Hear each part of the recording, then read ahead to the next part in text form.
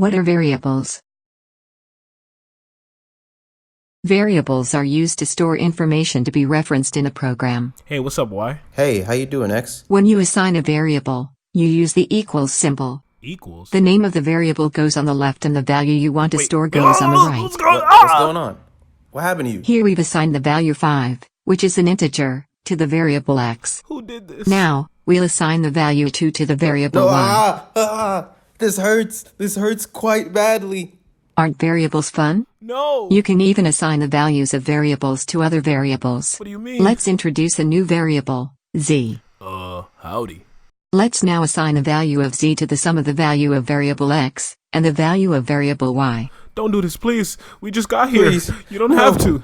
I don't want this. I have kids. No, please. I have dreams. No. Get over here, z.